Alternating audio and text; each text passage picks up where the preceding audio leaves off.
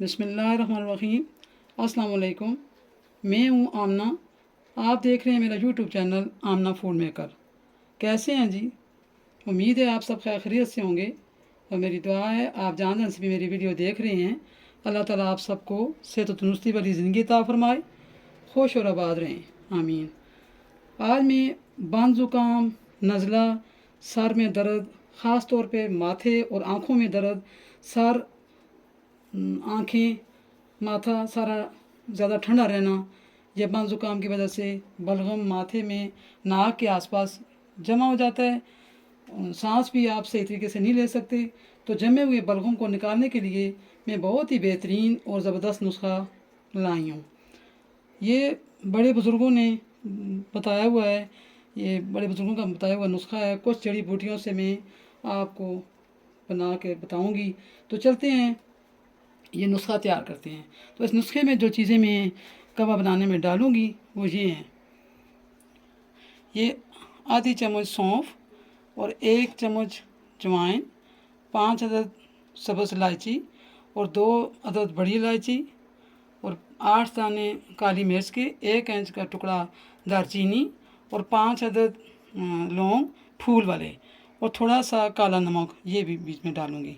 उसके अलावा ये 1 इंच का टुकड़ा अदरक, 3 अदद जो है लहसुन के और छोटी आधी चम्मच हल्दी और उसके अलावा ये गुड़ भी डालूँगी। तो ये कबाब बनाती हूँ, इसमें पानी रखती हूँ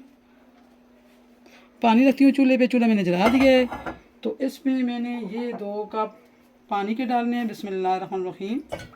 ये वाले 2 कप, ये इसको इतना पकाएंगे कि ये आधा रह जाए ना। तो ये जो चीज़ें मैंने आपको दिखाई हैं ये सारी मैंने कूट के डालनी है, लेकिन जो लौंग हैं ये मैंने ऐसे ही डालनी है। बिस्मिल्लाहिर्रहमानिर्रहीम। ये मैंने लंगड़ी में कूट के डालने हैं।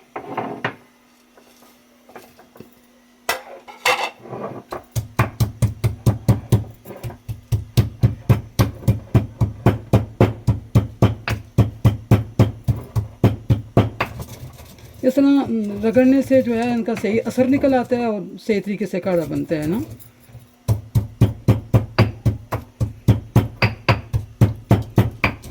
ये तरह ददड़ा सा हो गया है सारा। तो अब मैं उसको पानी में डालती हूँ। ज़्यादा बारीक नहीं पीसना, ददड़ा से ही कूटना है। बिस्मिल्लाहिर्रहमानिर्रहीम। ये डालती हूँ। इसके अलावा मैंने ये 3 अदद लहसुन के जोई और 1 इंच का टुकड़ा ये अदरक और इसी तरह ये हल्दी। तो इसको अच्छी तरह पकने देना है ना। जब ये अच्छी तरह पक जाए फिर मैंने ये गुड़ भी कूट के डालना है। तो उसके बाद जब कबाब बना के ठंडा हो जाएगा फिर मैंने ये शहद तकरीबन जिसको भी देना है कबाब तो उसमें 1 चम्मच मिला के देना है और गरम कभी भी नहीं, ठंडा करके। तो ये जब तक तैयार होता है तो आधा रह जाएगा पक के। तो उसके बाद मैं आपसे मिलती हूँ।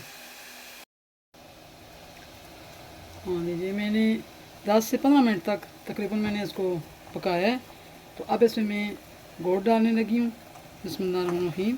और इसमें मैंने आधा कप पानी भी और डाला है कि मेरी चीज़ों की मकदार ज़्यादा थी, तो इसलिए फिर मैंने कहा अच्छी तरह पक जाए। तो अब ये तकरीबन ये गुड़ जो मैंने डाला है इसके गलाने तक मैं इसको ज़रा पकाऊंगी, फिर इसके बाद मिलती हूँ।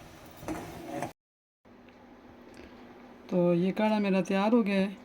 जो मैंने इसमें गुड़ डाला था तो वो भी गल गया है ना। तो गुड़ डालना भी बहुत ज़रूरी है कि ये बलगम को निकालने में बहुत ज़्यादा मदद देता है। गुड़ की तासीर गर्म होती है तो ये बड़ा काम की चीज़ है।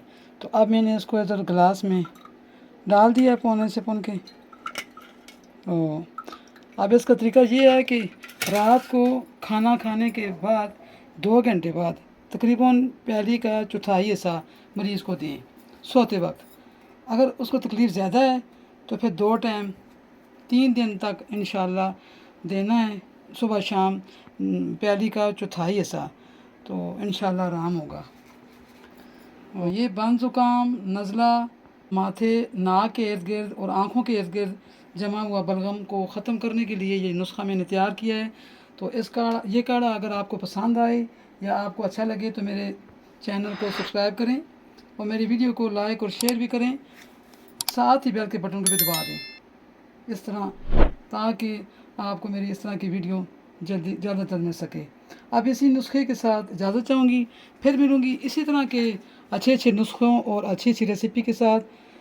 तब तक आप अपना बहुत ख्याल रखें, मुझे भी दुआओं में याद रखें। ईमान अल्लाह, अल्लाह हाफ़िज़।